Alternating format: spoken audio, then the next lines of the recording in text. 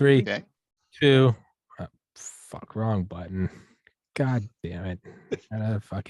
Now we're recording episode 630, Sunday, November 28th, 2021, with the great Roger Williams, author of my favorite book. Maybe people might, like when you say something a lot, you don't really think about it, like the Pledge of Allegiance or the ABCs. Maybe because I always say the same sentence, the author of my favorite book, people just forget about it. So there is a book that is my favorite. Roger Williams is an author. A work he worked on is my favorite book about prime intellect and the metamorphosis of him. Go buy the book or there will be dire repercussions. Dale Comstock will jump out of a blacked out helicopter on a moonless night and shoot your dog if you don't buy it. Buy the fucking book. Not the dog. Not the dog. Well, hey, we're in war. I'm a hardliner. There are casualties in war, all right, including the innocent. Do your part, buy the book, or I will be forced to use Bitcoin to hire a cadre of CIA assassins to start murdering people's dogs. I will not murder them because then they won't be able to buy the book. It'll be a message. I'll kill the dog, or rather, my assassins will kill the dogs. Buy the book. And if that wasn't enough, we'll be back. We'll be back for more. And for legal purposes, I speak for myself and not for Roger. And nor do I speak for Dale or the good people at the Central Intelligence Agency. We have nothing to do with any of this. We have nothing to do with any of this. I'm going to grab my Bob Lazar hoodie. Roger, tell them where to get the book. Okay, yes. If you would like a copy of the Metamorphosis of Prime Intellect, on paper, so that you can flip through it like one of these things, then I encourage you to seek out lulu.com, lulu.com, instead of just getting it from Amazon. And the reason for that is that they are the publisher of origin. And if you buy it from them, the price will be the same. I can't do anything about that. The contracts that were signed in order to make it available through Amazon make that necessary. But if you buy it from Lulu, I get all the money Amazon normally gets, which is like $6 instead of $1.50. So I would appreciate that. But on the other hand, if you've got Amazon gift cards or something and you want to do that, then by all means, knock yourself out. I still get most of my revenue from Mopi through Amazon sales, simply because there are so many more of them. Do you know in like 2015, Jeff Bezos and technically Amazon were awarded a $600 million contract from the CIA to do some cloud network for them. So if you buy it from Amazon, my contacts at the CIA will still know. So not only do you have to buy it, you have to buy it at Lulu. Everybody knows everything now. Hey, they're all connected together. You will like one great big fascist mega corpo national family. Yeah. Except the family is them and not us. Your phone and your computer tell everyone everything that you do. You know what? What else can you do? Buy a dope hoodie or buy a dope t-shirt about Bob Lazar or many other designs available at the TPC merch store. The link is in the description. As always, not that any of you use it. You guys are lucky that I'm very lenient about you not buying the hoodies. If you don't buy this book, I swear to Christ, Dale. I don't buy the hoodies because it's Southern Louisiana. And I don't want to hear it. Even though winter is coming, I'm just like, hey, you know what? My wife owns a hoodie. She's, she got from one of her faves, and she's worn it like 3 times. The weather just does not. Listen, you get the hoodie or you get the book.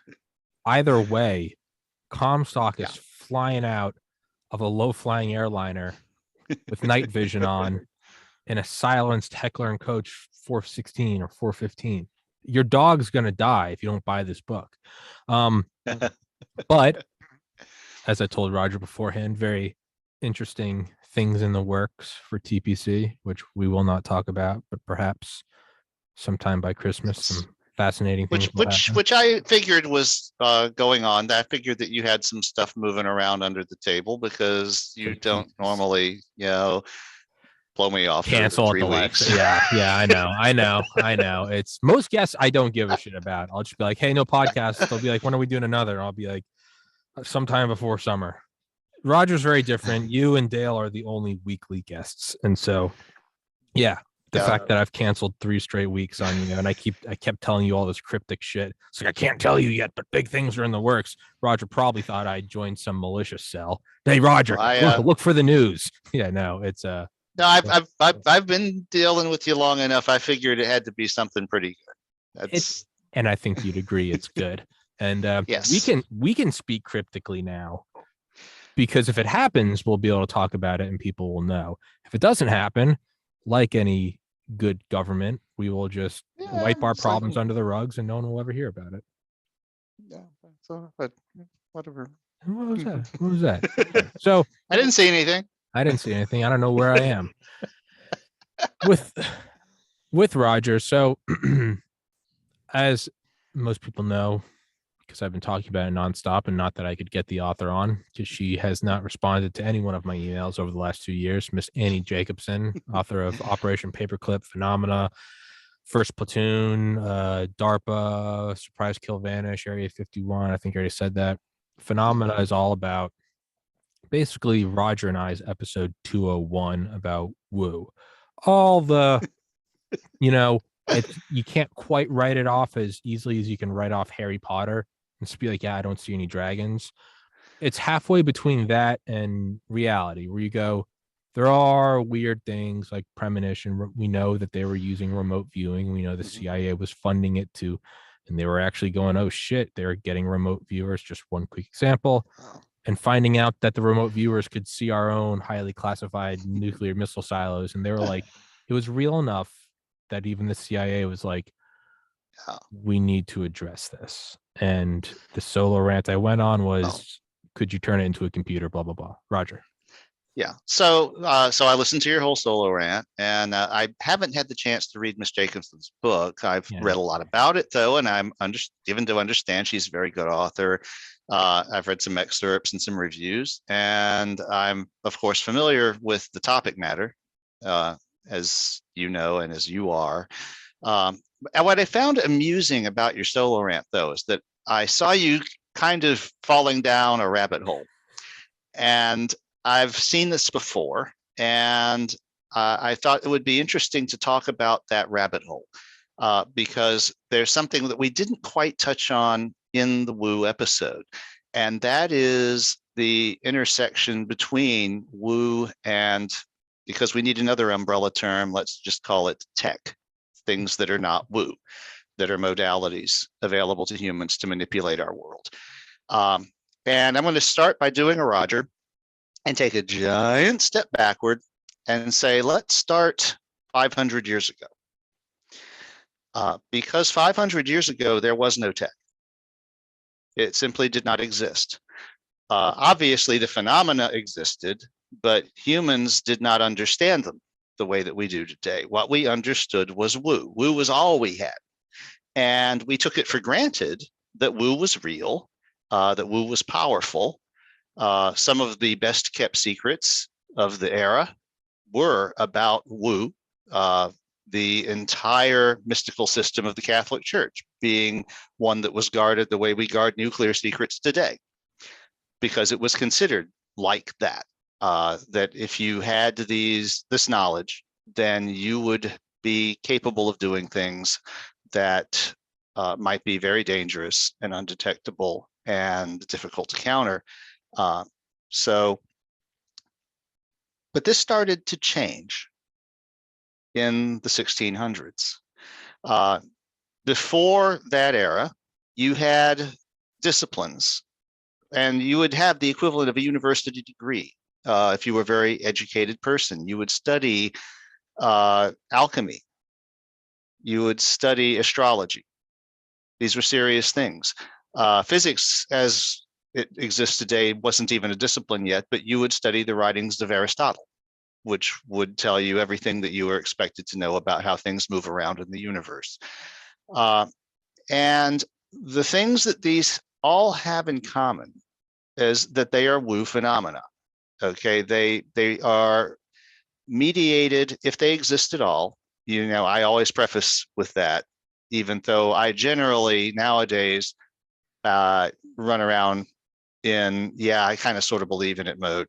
but I always keep my mind open to the idea that it could all just be a psychological trick we play on ourselves. You have to understand that that is always a possibility because these things are unprovable. Seeing patterns where maybe they don't exist. Right. And that may be, actually, even if they do exist, that may be part of the pattern of their existence, that they have to be that way. In fact, we're going to get there in this discussion today.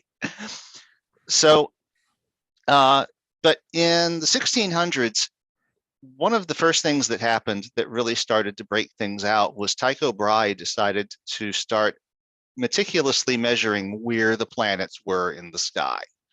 He didn't have telescopes. He was using basically a fancy astrolabe, but he got curious about just how it was the planets were moving. And, because no one really had any ideas. They would go this way and then they would go retrograde and they would turn around and no one knew why. Didn't Tycho die from a exploding bladder? Yes, he had a very creative life. He died at a dinner table because he also had a fake nose. Yeah, he died at if I remember, he died at a dinner table because he was with some like royalty, and apparently it was rude. You don't get up unless the royalty gets up first. And he died because his bladder exploded, which will excuse all past and future bathroom breaks on this podcast. Checkmate. So that was Tycho, and Kepler was scandalized by Tycho, but Kepler needed Tycho's data because Kepler had his own theories about how the planets moved, but he didn't have the data that Tycho had collected. And after failure toward the end of his life, Kepler finally figured out that the planets move in ellipses, and Kepler's law of planetary motion says that they carve out an equal area per unit of time in their elliptical orbits. So when they are near the vertex of the ellipse that they get close to, they sweep out a fairly large radius in order to carve out a large enough area. And then when they get far out, they sweep out a much smaller radius because they're carving out a thinner chunk, but the areas of those chunks are the same for any. Yeah, that's Kepler's law of planetary motion. Now, Kepler had no idea why they did that, but all of the math worked out.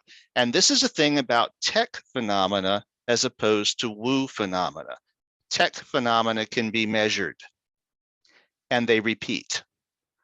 You can reliably reproduce a tech result. Once you know Kepler's laws of planetary motion, you can figure out where the goddamn planet is going to be next year. It's no longer a mystery. Yeah. And this radically altered the way that people looked at the solar system. Because before it was like, the gods are moving the planets around, and maybe this is a sign that this and that sort of thing is going to happen. And well, now he's like, well, no, we can tell exactly where the planet was 300 years ago or where it'll be 300 years from now because it's all regular. And there is a law that describes how this motion occurs. And even though it looks weird from the surface of the Earth, that's just because the Earth is one of the planets itself. And so it's moving around with respect to all these other things. Now, in Kepler's wake comes Sir Isaac Newton.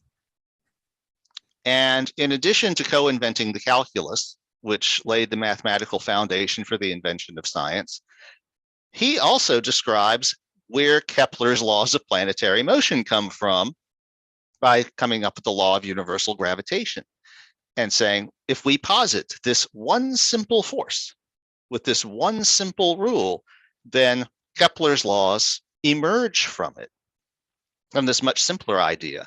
They just become a thing that will happen. And that revolutionizes everything.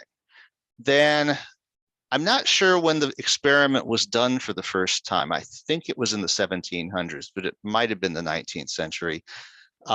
There's an experiment that almost all graduate students in physics are expected to do called weighing the Earth. And what it is you've got two big ass freaking massive balls hanging from a torsion wire and two more sitting on the desk around them. and you rearrange them, and they gravitationally attract one another.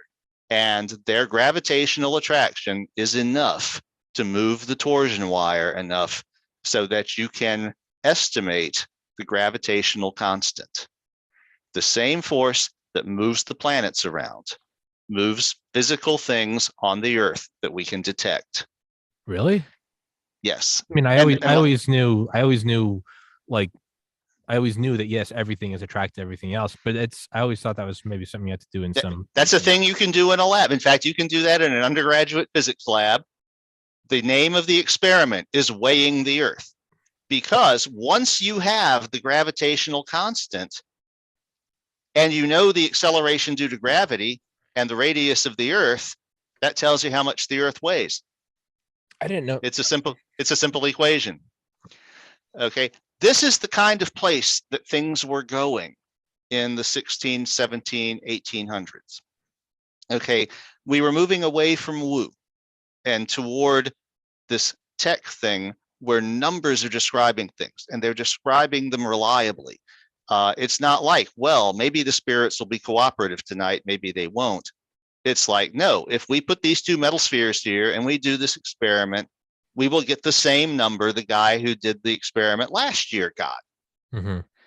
And that was a new thing. All right, that was something that humans had not really experienced before. And what excites people today is what happened next, because other researchers started to get interested in these subtle phenomena. Like, you could take a comb and comb some fur, and then you've got a couple of lightweight pith balls hanging. You could touch both of them with the comb and they would repel one another. Or you could touch both of them with the fur and they would repel one another. Okay. But if you touch one of them with the fur and one of them with the comb, they would attract one another. So this is a completely useless thing. It has no practical applications that anyone can imagine, but it's just weird as hell. And you also had magnetism. Magnetism was useful because if you float a magnet in the pool of water, it will always orient itself to point to true magnetic north. And that's what made long-range navigation possible. It wasn't quite as good as what we eventually got when they also solved the longitude problem, but it was better than nothing. You could at least tell which way home probably was from where you were. And that was something that was known for, since well before this, but no one knew why any of this stuff worked. Well, in the 1700s and the 1800s, people started to apply math to these forces. And what really excites people like Miss Jacobsen and the people that she writes about is that they're thinking back to these subtle, completely useless things. But people got curious about them. People investigated them, and they ended up remaking the world. Like ancient peoples finding out, the more fish you ate, the longer you could work in the field. And 2,000 years later, we realize, well, it's because of the long chain fatty acids, and we know that that's directly related to cardiovascular health. Okay, makes sense. Yeah, well, and also the fact that these teeny little forces that seem to have no practical application at all became electromagnetism. Yeah, became the basis for our power distribution grid, for electric motors, for manufacturing processes, for communications. We are using electromagnetic waves like hell right now to have this conversation. Yeah. Okay, and none of that was imaginable back when people like Benjamin Franklin were going, well, maybe if we balance it really well, we can use an electrostatic motor to turn our barbecue, which was literally a thing people did in those days. It was one of the few things, it wasn't practical, but it was like a cool demonstration of using electricity. Like so a Hammaker Schlemmer gift. Yes. So this is kind of where things were going. All through the 18th and 19th century, things were turning around. People were becoming skeptical of woo. because it wasn't reliable and you can't measure it. And it doesn't do the same thing twice. Whereas science, tech is like you do the same experiment 5 times. If you don't get the same result, then you did something wrong. Then you figure out what that was and you learn something else. That's the way technology progressed until the 20th century, which culminated, of course, in wonderful things like the atomic bomb and all of this wonderful crap for blowing each other up that we invented. And all of that started with pith balls and magnetic compasses and stuff like that. So that kind of brings us to the post-war era. Well, during the 19th century, you had the beginnings of people thinking about woo phenomenon in tech terms. Mostly there you had like the spiritualists, people who would do seances, people who are thinking of like, well, maybe we can contact the dead, maybe we can communicate by remote viewing, which was originally a 19th century thing. And of course, it did the woo thing, which was it didn't repeat and it couldn't be measured. And but one thing woo phenomena will do is they will show you something really impressive. If you approach woo phenomena as a researcher with anything resembling an open mind, then you will probably see something that just blows your socks off. It seems to happen to everybody. Unless you enter unless you enter it in total James Randi mode, not believing in any of this shit, well, then it'll accommodate you. But if you have anything, resembling an open mind, then something will jump out and say, all right, here is something so improbable that it never should happen. Have a nice day. Yeah. If you show up, the muse will give you a little souvenir. Yeah. The way that I think of it is that woo phenomena are all Michigan J. Frog. If you don't get the reference, there was a Warner Brothers cartoon called A Froggy Night, made in 1955. And in it, this guy who is actually a showman himself finds a frog. And the frog starts singing in this magnificent baritone voice. Oh, yeah. Singing, yeah. Okay. In fact, the frog was the mascot of the WB network when it came along. But the punchline of the original cartoon is the frog would only sing and dance for its owner. He would, it's like he had literally, this cartoon, dollar signs in his eyes, right? It's like, this is great. This is, I'm going to make a fortune off this. But the frog would never sing or dance when anyone else was around, only for him. Okay. This is woo phenomena. Yeah. They will show you shit when the blinds are closed. Okay. But if you try to publicize it, they disappear. Yeah.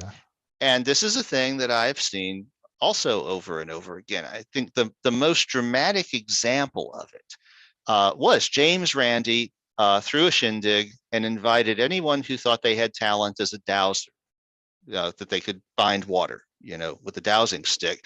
So come on, let me see what you can do. Now, the thing about this, if you think about it, there's no reason for anyone who is fraudulent to show up at this event because they know who James Randi is.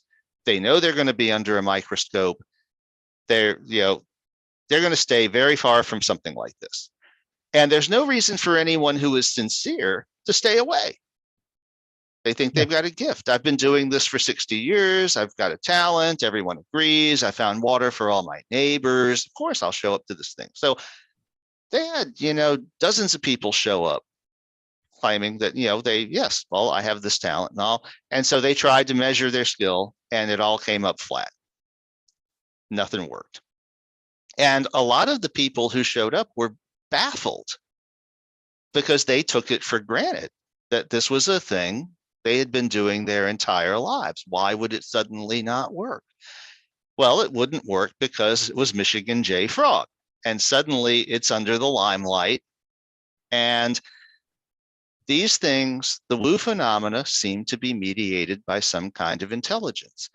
Now, if you think about the computer that you are using to record this, okay, it probably has about 100 processes running, each in their own computational thread doing different things. Some of them are obvious. Obviously, one of them is recording our conversation. Okay, they're running the display and the user interface. Some of them are doing housekeeping for the operating system. Some are doing things that are convenience functions for you. Nowadays, most stuff is wrapped up into the OS, but there was once a time when, like, if you wanted spell check, you would have installed something that would run as a thread in the background and do spell check for you when you were running another program. Nowadays, that's kind of built in, but there are things like that that you deliberately put there that weren't put there by Apple or Microsoft, but you want them. And then there are the things that you don't necessarily want there or know are there, or would maybe creep you out a bit if you knew that they were there. Like the one in your phone that tells Google everywhere you go and how fast you're going so it can build the traffic view map for Google Maps. That's a wonderful thing. It is so useful until you think about where the data comes from, and it suddenly becomes so creepy. Yeah. And of course, they claim to anonymize that data, and that and $5 will get you a cup of coffee at Starbucks. And they're definitely not. I mean, they're not giving it to anyone who'd be interested in that. I mean, you think? why would they do that? Why would they do that? So anyway, by analogy, I think the existence of Wu phenomena would imply that the simulation hypothesis has to be correct, that the universe is something like a computer that is running these advanced processes, and that Wu phenomena exist for the same reason that Google can get all of your location data and figure out where all of the traffic is moving, because that's just, something that's running there that's not really supposed to be what your phone is there for, but your phone is doing it anyway. And as long as it doesn't get too obnoxious, people and the operating system put up with it. Now, if Apple finds out that Google is taking this information and not anonymizing it and turning it over to the feds whenever they give them a search warrant, they get a little miffed. In fact, they've gotten a little miffed about things like that. So there's a tension between the utility of these things that aren't supposed to exist and the fact that they're not supposed to exist. And there are checks in place. And if something gets a little too rambunctious, then something else will come along and squish it. So that's been my theory about these things for over 30 years. In my explorations, like, if I have to explain to myself how this works, this is how I explain it. And there are people who will come along and say, well, Roger, you're just doing that because that's the modern thing. That's the metaphor of our age. If you were doing this in the early 1900s, you would explain it like an office building. And there's a certain thing to that, but actually I was describing it this way before any of this shit actually existed on real computers. I anticipated that this had to be how it is. And part of it is that modern computers are approaching an apex of what you can expect computational machines to do. The universe is obviously far more complex than your computer, but I think we're reaching a point where the class of things that are being done will not be dramatically different, with the exception that in the larger case, something like a user agent might actually be fully conscious. It might be exactly as capable as a human being, just not having a body. And this is exactly how the people who have taught this stuff for millennia have taught it, that that there are beings that mediate these phenomena. Some teach that we create them, that they are thought forms, that they are created like as an echo of our own consciousness that becomes separate and real. Some that it's our ancestors, some that they've been around since the creation of the universe, that they're elemental beings. Okay, no one has any like direct knowledge. It may be all of those things, if any of this is real, right? Okay, but looking at it that way, any reputable teacher or source of information. I have something tickling my nose here. Yeah, I've had something fucking with my nose all day. I'm glad we're Uh, together on it. For everyone not knowing, Roger and I are actually in the same apartment, and we were Yeah, blowing down piles of cocaine before this. yeah. We just have this temporal pipe between us, right? Yeah. Okay. Size of a soda straw. It's very convenient for snorting coke, right? Now I've had my right nostril's all blocked and my left one's not, which just lends itself more to that's what I'm doing. But I've never actually done cocaine in my life, ironically enough. Yeah. Neither have I. I wonder what I've missed. Okay. Well, Yeah. whatever. Yeah. All right. So, but I have done woo. Okay. So I've Woo's done.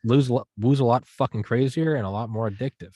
It is. So anyway, where I was going with this is that these entities are not all necessarily beneficial. Just like some of the ones on your phone are doing things you want, and some of them are doing things you would rather not have them doing if you knew about them.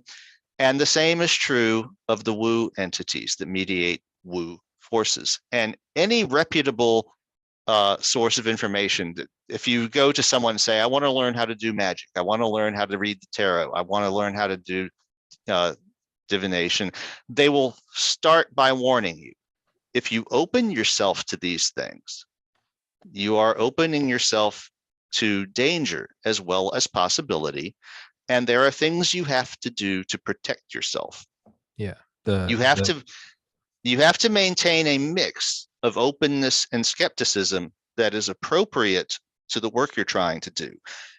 Because if you're too open and too gullible, then something will take advantage of you, like a fabulous airship. Yeah. Okay. It's right. Yeah. The knife that spreads butter can also kill you. The nuclear power that could, power a whole city with just a Yeah. pellet of uranium can also vaporize a city of women and children. The greater the power, the more insane the good and the bad become. And everything that I have been told about this by people who practice it a lot more than I ever did was that if you're like totally naive to it, then you have a certain level of protection. Yeah. But when you open yourself to these things, then you really have to be careful because you're opening yourself to the hostile as well as to the useful. Now, this brings us to the post-war era and the things that Ms. Jacobsen wrote about in Phenomena. Because what you've got here is a lot of people running around. This is driving me nuts. Sorry, dude. My entire right nostril is blocked and my left one isn't. So in following World War II, you've got a bunch of people who are thinking of the Manhattan Project. Some of them are thinking back to the pith balls and the magnets and where that ended up. And nobody wants to be on the losing end if the other super paranoid, powerful superpower figures it out first. So you've got people on both sides of the Iron Curtain and in other places who are going, look, even if you don't believe in this, even if you think it's bullshit, we can't afford to not at least look into it because this could be the next electromagnetism. This could be the next nuclear power. And if we get caught with our pants down, well, it's over. Look what happened to Japan. Yeah. Okay. So on both sides of the Iron Curtain and in other places, these things got funded. This is where these programs came from. And it wasn't so much of a big thing in the late 40s and early 50s because people were still then more obsessed with nuclear because that was the big hotness. But by the early 60s, the woo things were starting to get some traction. You had a few persuasive people who had made their point and gotten some funding, And so you had some of these programs starting up. And by the 70s, it was really rolling. In fact, by the 70s, a lot of it wasn't even secret anymore. I grew up in the 70s, so I remember this directly. You could go into a toy store in the science section of a toy store and buy the ESP cards. This was the thing. They did an ESP experiment during Apollo 14 with the astronauts. Edgar Mitchell. So this was being driven mainstream. Now, I think the reason for that was that they weren't getting success. I think when they first started doing this, they had the idea that, like anything else, it was something, it's like playing a musical instrument. If you practice it enough, then anybody can get good at it. And what they realized is they weren't making progress. They weren't getting that result. Now, like I said, one thing about woo phenomena, Michigan J. Frog will sing for you. Something will happen that convinces you that something really freaking weird is going on. And you will know. Now, you may not be able to convince your boss or anybody else about it, but you will know. Okay, this is how they get you. And none of these people are taking the precautions because they didn't learn this from practitioners. So they've opened themselves to this stuff with no idea that there are mediating intelligences that might be involved, that might be tricksters, like the coyote from Native American tradition. Okay, they have no idea. They're treating this like it's a tech phenomenon, but it's not. It's a woo phenomenon, and the rules are different. This was the big problem. So by the 70s, they had opened up a lot of this stuff. And I think what was happening is they had gotten the idea that you might need a talent. You might need to have a gift to really make use. Your audio just cut out. Roger? I can't hear you. Roger? Can you hear me? Now I can hear you. Can you hear me? Hello? Hello? Roger, can you not hear me? I'll call you. For everybody listening, we are having some technical difficulties. Roger. Gonna call you right now. Roger.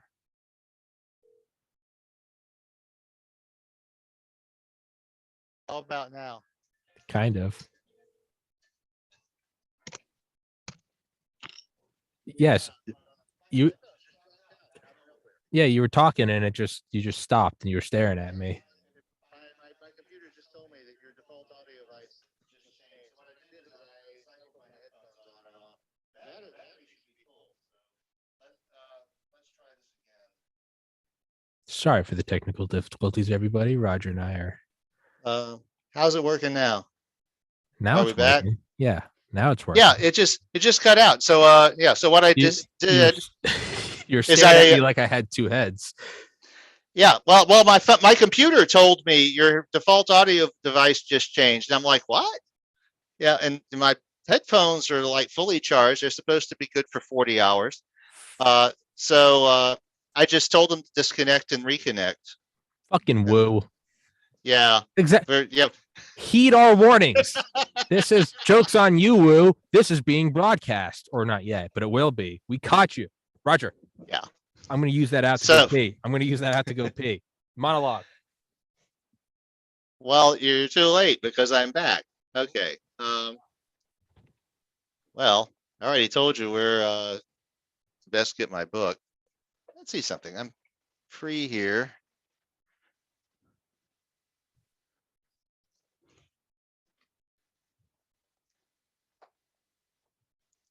If you do decide to get a copy of my book,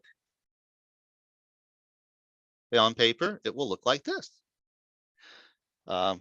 This is an older edition, but the cover is not changed. So I am old school. I like books printed on paper and that don't need electricity for me to read them. That's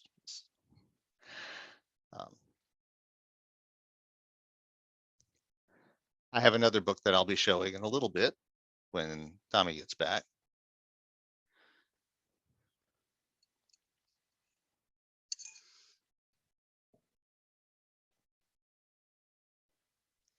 Notice I have a stainless steel soda straw now.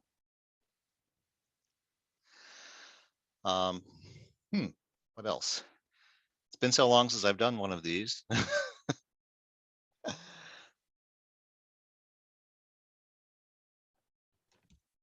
And my spiffy headphones dropped out.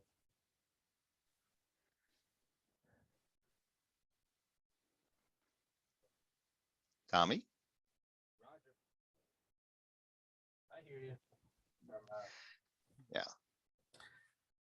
I went to pee and I also went to go grab a blanket, and I forgot that I put my blanket in the washer because it I did make myself to the back shelf and showed your viewers what their nice.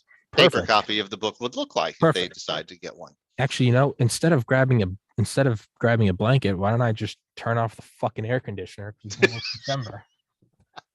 Using our brains here at TPC. Wait, you're 500, 600 miles north of me at least, and you have the air conditioner on? It's like 40 degrees here in New Orleans.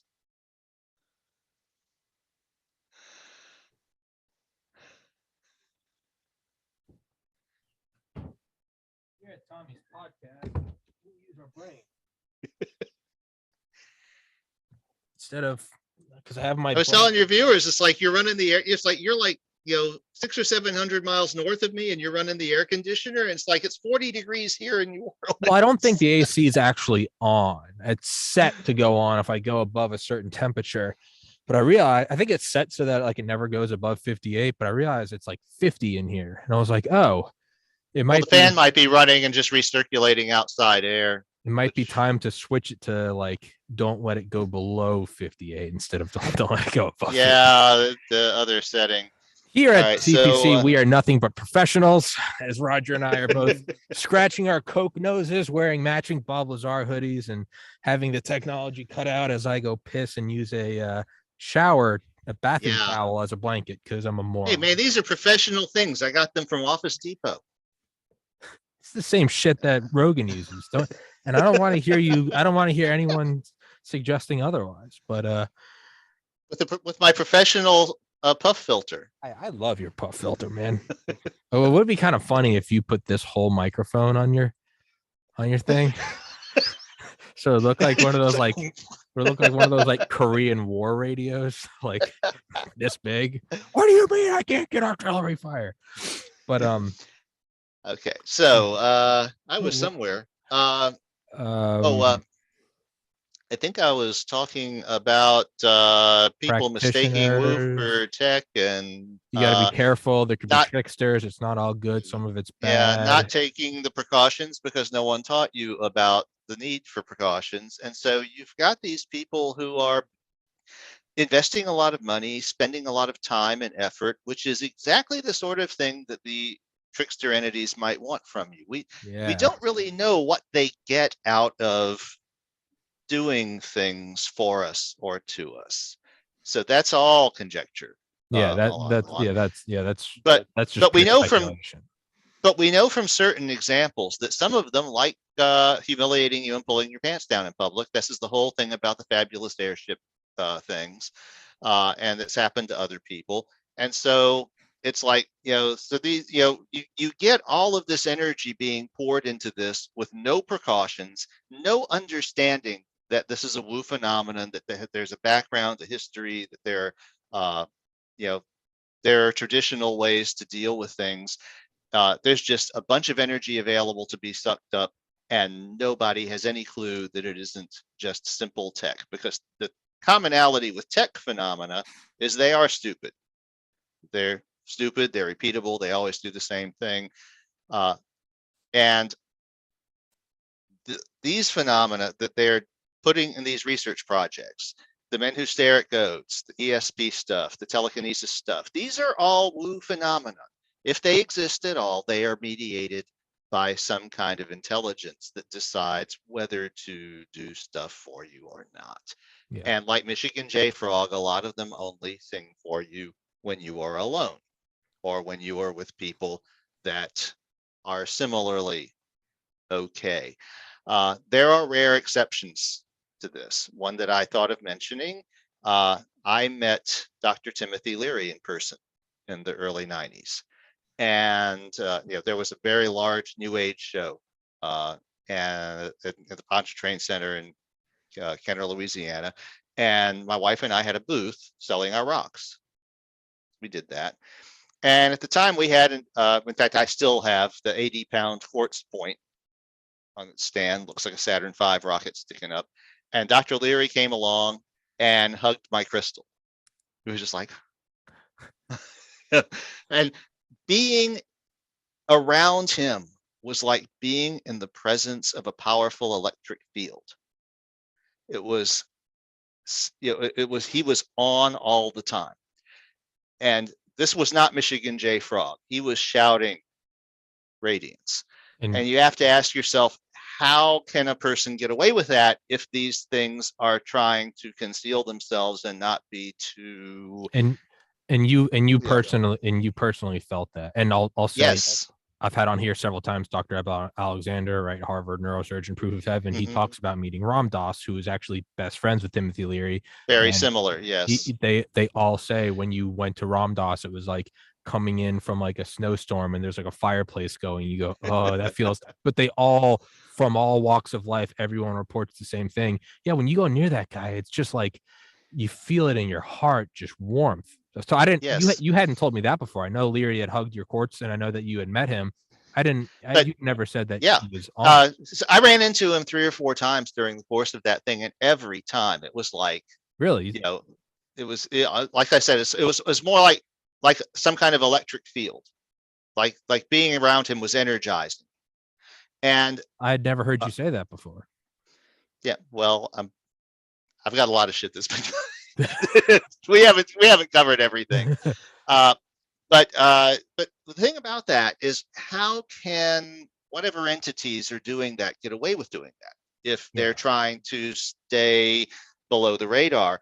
And I think that the answer to that would be that Dr. Leary, for purposes of people like James Randi and the people who would,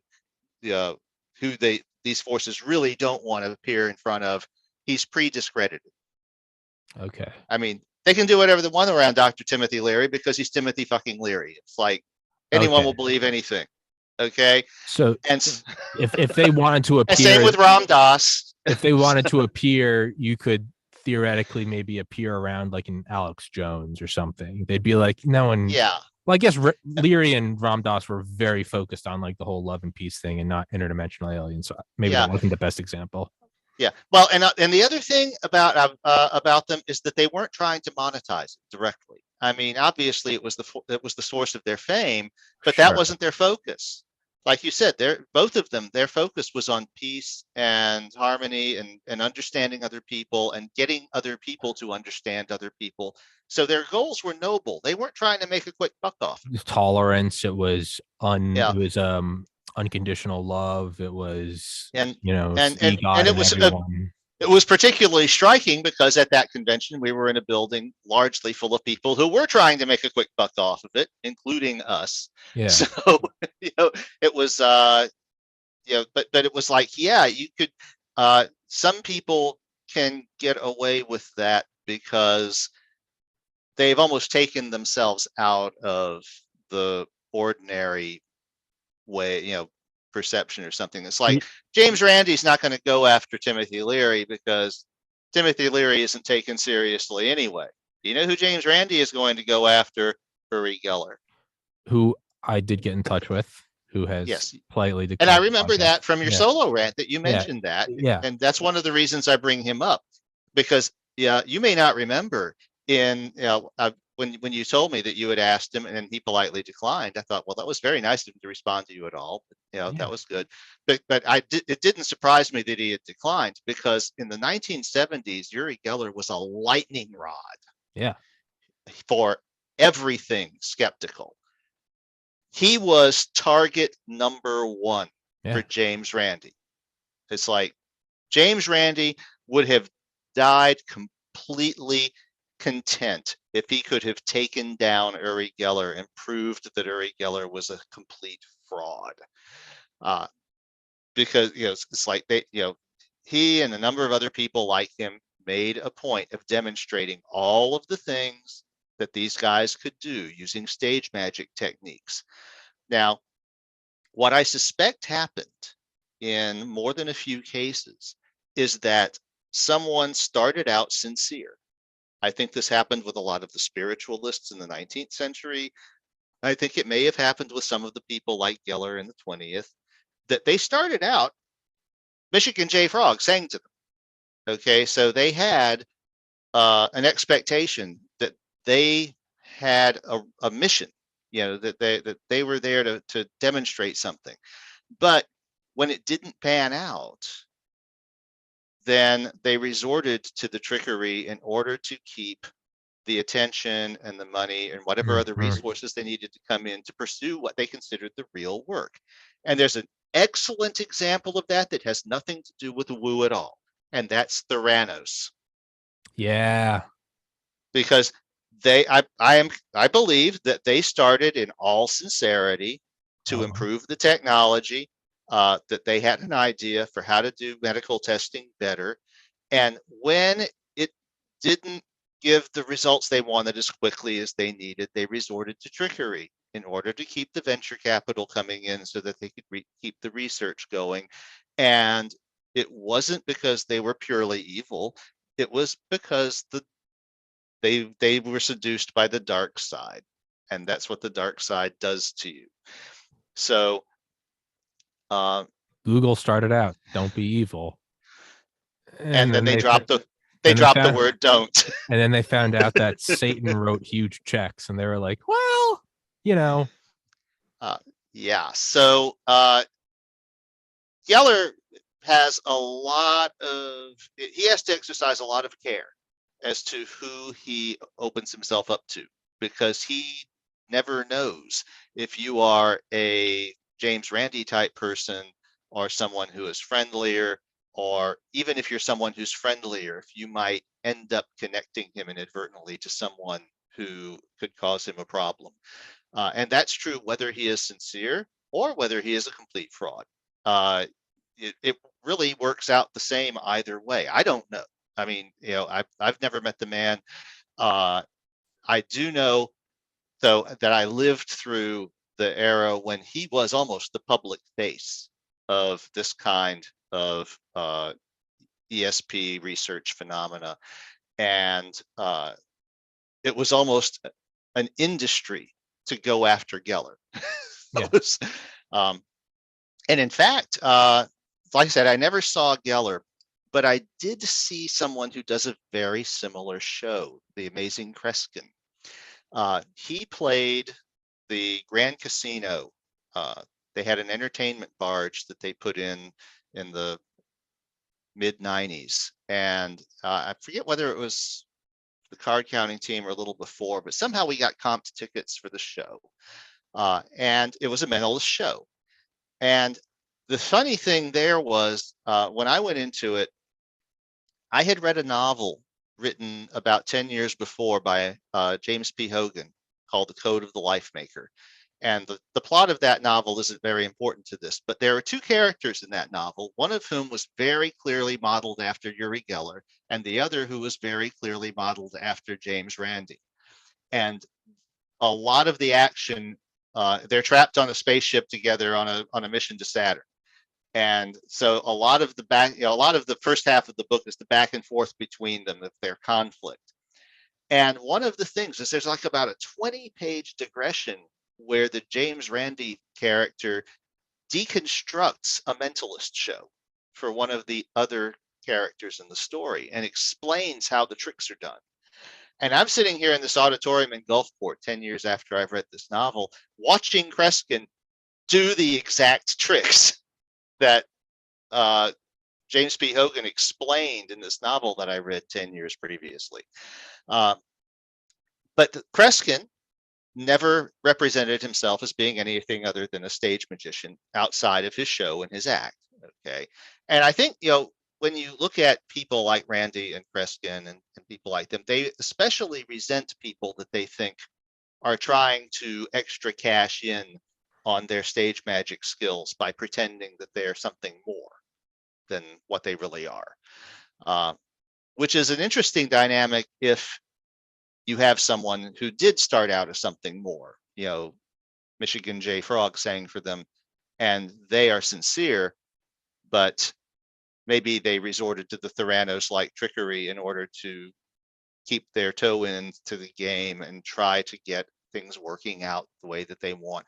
But at the end of the day, what happens is it ends up coming out that you were using trickery here in this or that case, and then the whole thing is discredited. The whole thing doesn't matter. And so, of course, this is, of course, what the fabulous airship forces always wanted from the beginning, right? You just had your pants pulled down in public. Sucks to be you. So my feeling is that most of these programs went nowhere. And the reason for that is that if they had gone anywhere, then by the 1980s, you were not hearing about them anymore. They weren't publishing the stuff in the popular science magazines. It was becoming kind of a laughing stock thing. And it just basically kind of faded out of the public consciousness. Now, the guys who stare at goats were not public at the time, because what the guys who stare at goats were doing was trying to kill the goats. So that was not something they wanted people knowing they were trying to do. And if it had actually worked, it would have been a really insidious and nasty weapon. But I don't think that went anywhere either. I think what happened is it all basically got defunded because the people throwing money at it got tired of throwing money at something that never amounted to anything.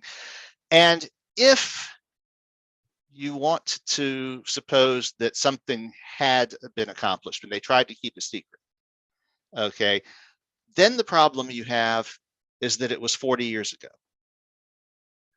Now, people are crap at keeping secrets for that long. I mean, if you actually had a weapon like that or a modality like that, you either use it or you don't. If you don't, you just wasted a shitload of money and effort and time. And if you do, you're not going to be able to hide it forever. Yeah, you might hide it for 5 years or 10 years, but in 2021, we would know by now. So I think what it was these programs were chasing Michigan J. Frog, and they chased him down the rabbit hole. When you proposed in your solo rant the idea of doing an fMRI on somebody who was actually having one of these experiences, and I think that if you did do that, if you managed to do that, what you would find, Michigan J. Frog. Okay. He only sings for you. He doesn't sing for other people. Okay. All right. So yeah, it's the genie showing up, and the second that you're like, I want more wishes, the genie's like, fuck off. Yeah. Well, in the cartoon, Michigan would reliably sing for his owner, but bring anyone else around, and he would just sit there and go ribbit. Yeah. Okay. So it's like the ultimate Michigan J. Frog when you get right your Timothy Leary, your Ram Dass versus your, comically straight-edged, your Cold War intelligence officers, defense, Pentagon representatives. We want to break it down into it's getting Dr. Manhattan, and they're like, how do we turn him into a weapon? And it's like, here's a guy that could open up new worlds of science, right? And it's okay. So if the idea of us getting it to a thing of like, we're going to turn this into a weapon, the woo simply goes, no. Now, if you're going to be Ram Dass and go, help fund affordable cataract surgery in Nepal over the course of a Yeah. decade, Or just help people be more aware of their own or abilities and just their own teach people to sensations and love such. everyone, including, hello Casper, every day, Mhm. or find love in every, including Hitler, including everyone you hate. You find love in them. Then woo seems to come and maybe push the scale in your favor. But the second that you're like, Yeah. look at me, I'm the magical Tommy, and Roger pulls back the curtain and I'm like, and trying to doing stuff, it's like, And no. nothing's working. Okay. So I probably completely fucked myself doing a podcast about it. Did I lose woo forever? Well, no, it doesn't seem to work that way either. Yeah. But the thing is that it does seem to Okay. react very negatively if you're trying to monetize it or you're trying to use it to attract attention. Uh, Basically, if you're trying to use it, Yeah. then it tends to fade. Now, it will use you. Sure. Sure. It will use, just like we use CIA assets. If they start to try to use Langley, we'll burn them. But Uh, okay. So what is it now? Is it that woo? Because I don't think it's as simple as woo only works for those who do good, because that no, completely it's negates the negative side. Is it what only it is those? you have to look at it. Think about it in terms of those programs running on your computer. Some of them are supposed to be there. Some of them are not supposed to be there. Some of the ones that aren't supposed to be there are still actually doing stuff that is good for you that you want. And some of the ones that aren't supposed to be there because they're fucking with you. And maybe you have an automatic process. Another program whose main purpose in life is to make sure the computer is working the way it's supposed to and doesn't have any of this shit going on. Yeah. So the universe is much more complicated than your computer. And in the case of the universe, it seems that a lot of these forces are themselves as complex and adaptable as we are as human beings. They just don't have bodies. Um, Now, we also don't know what their motivations might be, what their limitations might be, why they would be doing anything. Why do they show themselves to us at all Yeah. in either a good or a bad way? They're obviously getting something out of it. Particularly, it's like, why go to the trouble to show someone a fabulous airship You're gonna, hallucination yeah. Why do just to humiliate them? why sing at all if you're just gonna ribbit? Yeah. I'm, So hmm. there's a whole ecosystem that's implied by this that we have barely scratched the surface of. And the thing is, the people who've been practicing magic for hundreds or thousands of years have actually learned something about these things. And they teach their students, once you open yourself up to these things, you need to take precautions. You need to be somewhat skeptical about things. You don't just believe something just because a god told it to you. Yeah. Not all of them are good. Okay, you need to make sure that they're in line and all. And so it's like but these guys, in the post-war military guys, no one was telling them any of this shit. They're thinking this is electromagnetism. This is This like, is oh, we're going to discover the next, great physical effect like nuclear energy, and they just got sucked in like rats down a vacuum cleaner. It's yeah. Yeah. Yeah, I'm trying to think of, why would they show it at all? So maybe it's just so the individual person, maybe it's there to show you, hey, the universe is bigger than you thought. Maybe it's like, I don't know, parenting, or like being nice to a pet. Maybe it's just like, hey, the universe is wonderful and joyous, do with that which you will. Well, I know that, because of course I've told you that my biggest success in my experiments was with divination devices. Mm-hmm. And in the case of both the tarot and the I Ching, the teaching is that humans created them, and they were created for a purpose. The tarot was created for the purpose of teaching, uh, to teach you the path of life and how to keep yourself out of trouble and how to get in touch with the certain currents that you need to be able to feel in the universe and the path of life. The I Ching was created in order to help avoid dangerous changes. I mean, it's the book of changes. And it wasn't called that because people like changes. It was called that because change is something you want to avoid. That was the philosophy behind everybody that created it. And what's funny is, from my perspective, I could detect this difference in their personalities, not just from their method of expression, but from the advice that they would give and the things that they would, say and imply. It was like, yes, they were two different personalities. The King was very authoritarian and not very respectful. It thought that I was above my station, and it was very disrespectful of me until I bought it the computer, which I showed you after the episode after the Woo episode. 201. Yeah. And when I did that, though, it was like, oh, you're serious about this, and it treated me completely differently. Now, it's the same symbols, it's the same coins, it's the same book of hexagrams, but I was getting completely different results after that. The tarot has its own patterns as well. Now, that was me. Other people have had success with other things. Now, one thing I wanted to show you is somebody who I think threaded the needle, squared the circle of the woo versus tech thing better than most people do. And that is this guy. On the Frontiers of Science, G. Harry Stein. Right. Now, G. Harry Stein was an engineer who worked on the Apollo program. He is a seminal figure in model rocketry, and he wrote a series of books for young people introducing different scientific concepts for children. And in 1985, he wrote this book that I just showed you. And it is about strange machines. He had a hobby that he never told any of his colleagues about, of deciding when someone came to him with a dumb idea of giving it a chance. There's a chapter in this book about using pyramids to keep your razor blade sharp. Okay. And he had success with that. But he wasn't monetizing it. He wasn't sensationalizing it. He was giving it a fair chance.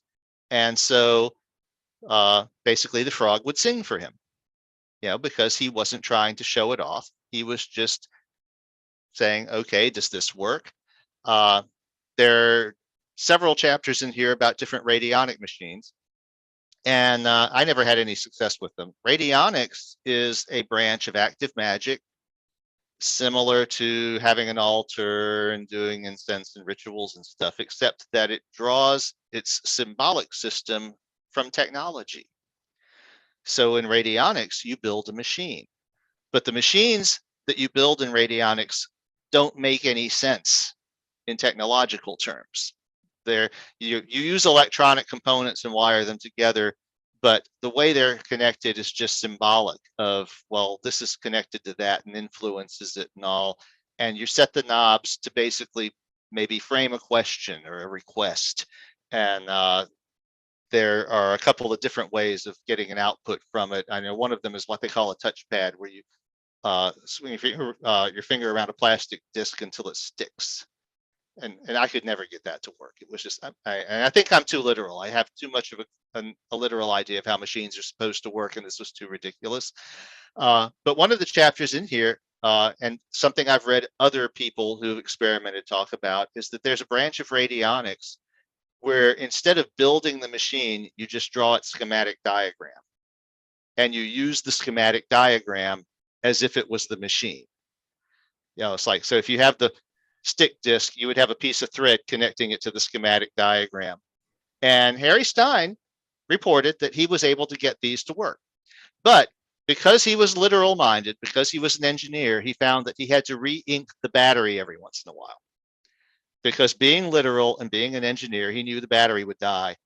And so every once in a while it would stop working, and he would have to go re-ink the battery on the schematic diagram to get the schematic symbolic machine to start working again. Whereas maybe someone like me, I could maybe get away with not doing that stuff because I don't understand it, right?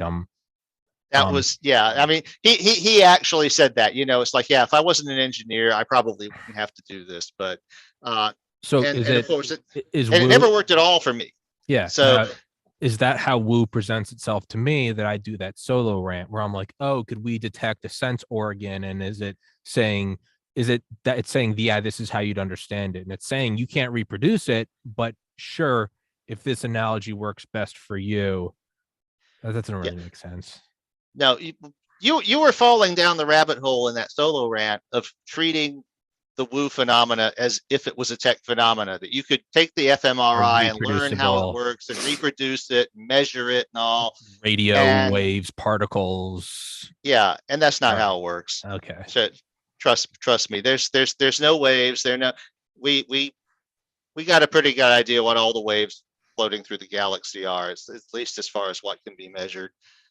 This is something else. Now, it is something that, and most people who give it a fair shot, the frog will sing for them.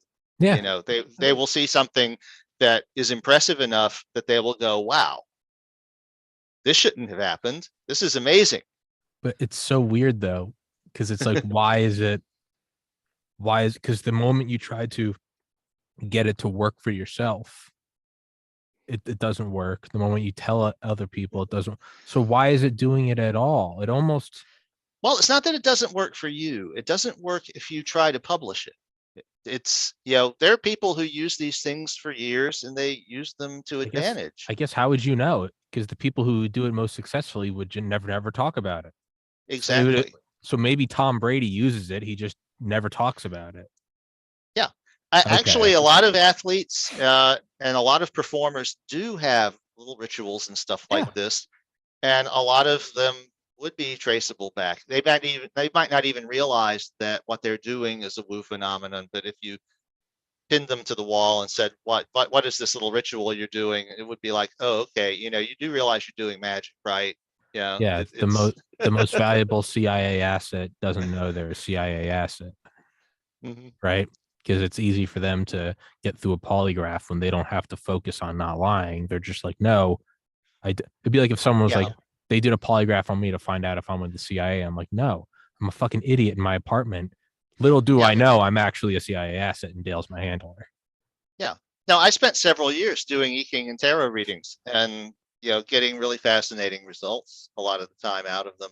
And even now, every once in a while, I'll pull out the tarot deck and do like a simple 3-card reading just to see if there's still anything there, if it's got anything to say to me. Um, but part of it too is that particularly the tarot was intended to be a teaching medium. The idea behind it was it was created as something that would help you to the point where you don't need it anymore. This is part of the lore behind its creation. Yeah. And that's I reached a point where I realized that I had a pretty good idea what the tarot was going to say before I even laid out the cards, and stopped doing it so much. Not that I did it a lot even then.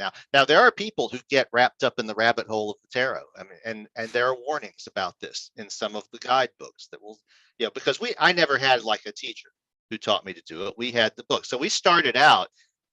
Okay, this is the layout of the cards. This one here. Okay, now what do they mean? Okay, 10 of Wands. Okay, doing it like that, with no pre-knowledge. Now, you tell me my subconscious made that pattern actually be a sensible reading? Well, I don't even know what the damn cards mean until I looked them up in a book. Yeah. That was one of the more impressive things about it, in fact, was that doing it like that, because I gave the thing a chance. And I think that was why it was willing to sing to me. And I wasn't trying to monetize it or, make a fortune, make my reputation off of it, or anything like that. I was just like trying to figure out, does this stuff work? And it was like, oh yeah, that's what I'm here for. Yeah, it's It almost it almost seems like it's just trying to show you that the game of reality is far bigger than we think it is. And like really that's it. Whether it's evil or loving, whatever it shows you, it's almost trying to show you that like there's more to the game, right? It'd be like yeah. Well, that would be what some of them are up to for sure. And again, it's just like, it's like the programs running in your phone or your computer. Some of them are good, some of them are bad. Some of them are supposed to be there. They're part of the operating system, but you're not supposed to notice them because the operating system is pretending to be something other than what it is anyway. Your computer is pretending to be more than it really is, and it's taking a lot of shortcuts to do that. And some of these programs running in the background are those shortcuts. And what I'm hypothesizing here is that, well, this is what the universe is doing. The universe is actually less than it appears to be, but it's more complicated because it's trying to represent itself as something bigger than it really is. And, so it's got all of this crud running. Instead of it being nice, simple expression of gazillions of particles, it's more of a simulation, like a video game. And in order to fill the gaps, there are these little helpers running around, some of whom are supposed to be there and some of whom are not supposed to be there. Okay. If you've ever played a video game online where someone was using an aimbot, for example, then that would be an example of a program that is not supposed to be running around in that system. Yeah. And so this is a mix of things that the powers that be, whatever it is, the powers that abide, that decide, it's like, who tells the antivirus program what belongs here and what doesn't. Some of them do belong here. Some of them it's indifferent to. And some of them, it's like, you're not, okay. So, and they all have to make sure that they step correctly to not attract the wrong kind of attention, just like malware running in your computer. Yet there's a limit to how aggressive it can be if it doesn't want you to just reformat the damn hard drive and start over from scratch, which I've done. You reach a point when you realize, oh shit, this is not even worth messing with anymore. So that it's like that, but scaled up by a factor of tens of zillions. It seems that maybe it almost works. It almost works if it's being done in a selfless manner. And I would like for it to be only for the good, but I'm not sure if that's the case. It seems like maybe it works selflessly. And if you're selflessly Hitler, or if you're selflessly Ram Dass, maybe it goes along. I don't. Yeah. Well, it's about being exposed. If you think about it, that's the big that would be the big thing, would be you can be following Timothy Leary around and doing weird shit because Timothy Leary is surrounded by weird shit anyway, and nobody is going to be taken aback because weird shit is happening around Timothy Leary. You can hide in the noise. But if you're following around some military guy who has a clearance and is straight arrow and is suddenly saying that the frog sang to him, then that's going to attract the wrong kind of attention, not from people necessarily, but from those systems that are acting to make sure the universe tells us the story the universe is supposed to be telling us, which is the way that I kind of look at it. So there's probably someone practicing it very well. Mm-hmm. And it wouldn't even be like a Tom Brady or a Michael Jordan. There's probably some dude out in a cave somewhere in the Himalayas who is truly using it just to make life simpler. He just looks at his fireplace and it goes boom, and it's just he's just heating up his cave. There's no conquering. He turns on the fire, he just blinks and all of a sudden there's meat cooking there, and he's just using it as like that's just a thing he's doing.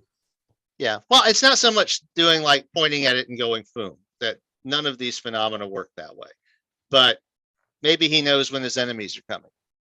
Okay. I read an account by a graduate student who went to South America and lived for about a year with one of the tribes to study them. And he came back and he told his his research director, it's like, you don't understand. Matt, that they do, they got the witch doctor, they got magic. They This do shit it. works. I saw it. It works. And the research guy and his director just puts his hand on his shoulder and says, yes, everyone who does this knows that magic works, but you can't say that in the paper if you want to get funding. It's almost like it's almost like my right nostril is driving me crazy. I think I have a deviate. I know for a fact I have a deviated septum. That's side note. If this podcast ever explodes and I get money, I'm gonna get surgery because I know one part of the septum is pushing completely against the other, probably just from like years of adolescent nose picking. Not that that has anything to do with what we were just talking about, but They it's both almost sitting here going, we're sitting here talking about woo, just yeah, man. Maybe if it's what you really want, you put your none of it has anything to do with cocaine. yeah, just nothing. It'd be so much cooler if it was. Roger and I would be so much fucking cooler if it was, but it's really not. We're just it's yeah. So it's almost like woo is Fight Club. It's like Yeah. everyone knows, but like you can't. The first rule of woo is you don't talk about woo. That's, you only talk about woo with other people who know about woo. You don't, broadcast the woo. You don't try to make a buck off the woo. You don't, put up movie posters and shit like that about the woo. That's the woo is there for you. Yeah, and it may be about you in a way that you don't like, or it might be there because you invited it and it's there to help you, because sometimes they do that for whatever reason. it seems like maybe at least in like my experiences with meditation and weird examples of like visualization and then like those things happening, like absurd things. I mean, it almost seems like it's there to it's almost like a scholarship. Like if you put in the work and you get the grades, but you don't have the money, the scholarship is there. It was set up to go. There's the immigrant kid from a single parent household, straight A's, but lives in the slum of LA.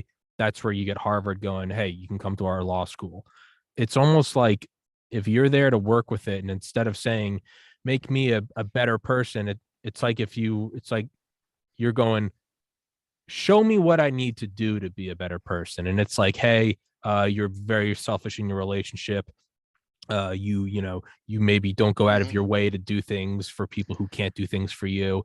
And it doesn't give you the strength to do it. You're just like, tell me, make me aware of the things I need to do. And it's like, hey, you're abusing alcohol, or maybe you're eating too much. And you're going, oh, it's not going to make it easier for you to resist eating too much. It's just going to say, here are the things that you're doing that are kind of fucking up. And you go, okay. It gives you awareness. It's not going to make it easier for you to do. It kind of seems like maybe it nudges things along. In some cases, maybe it does, but maybe again, it's a very individual thing.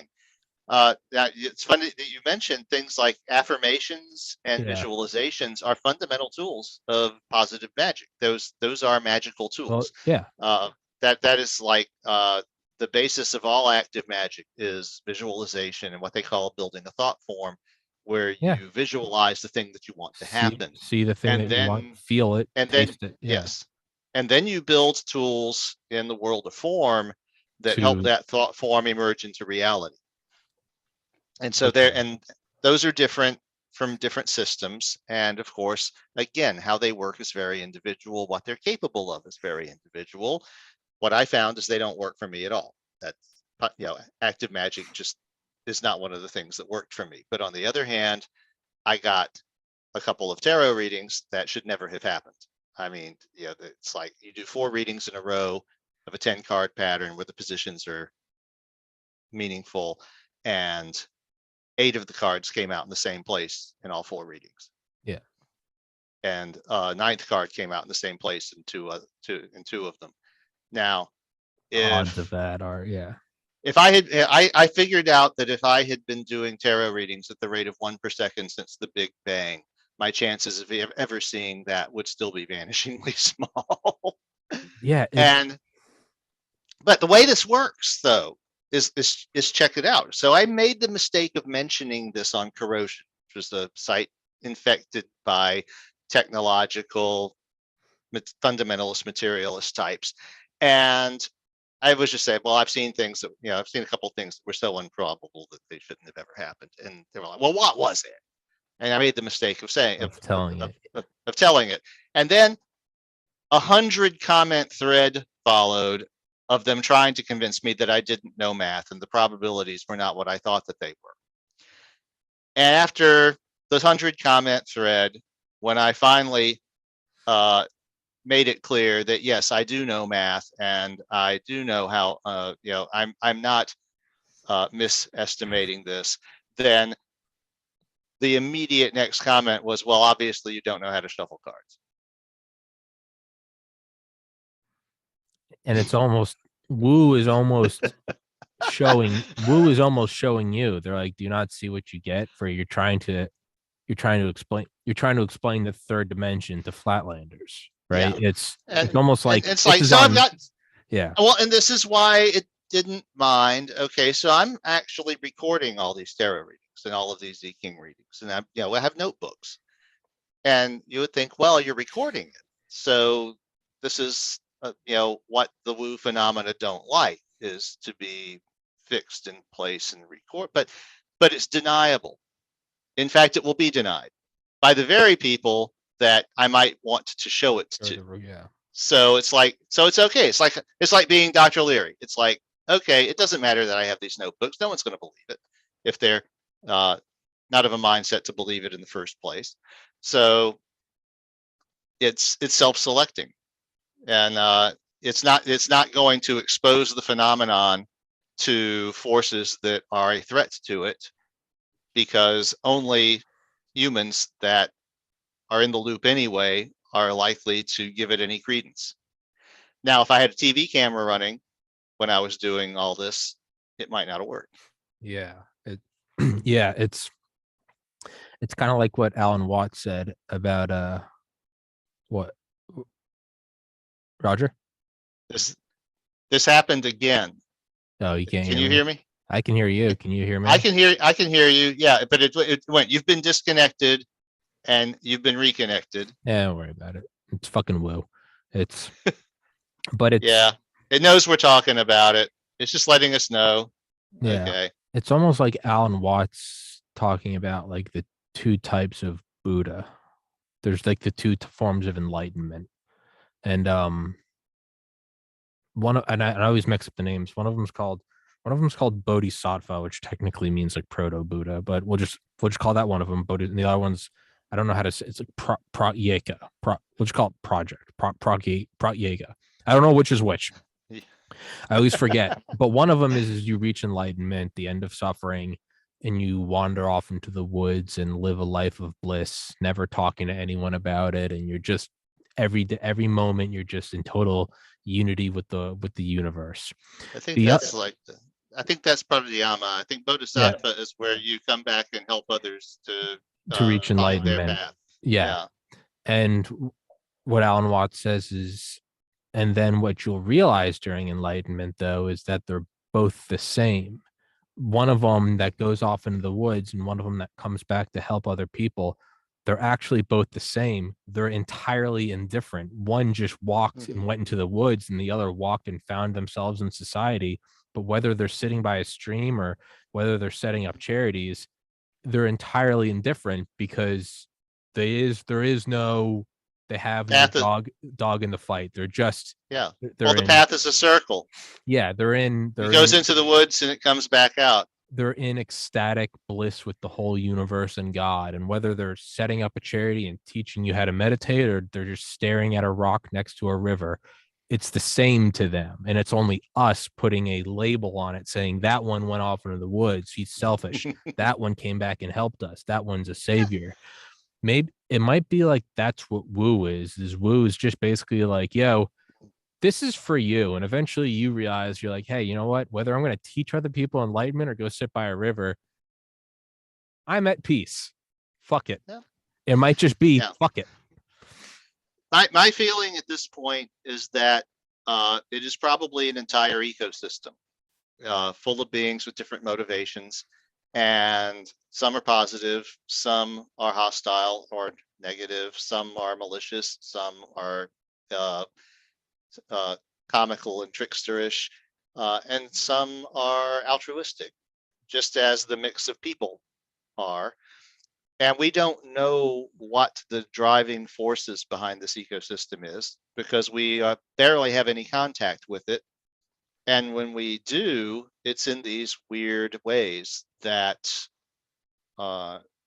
conceal a lot of the moving parts. So all we can do is heed the advice of our ancestors who said, if you get mixed up with this stuff, be careful because not all of it is good. But some of it is very useful.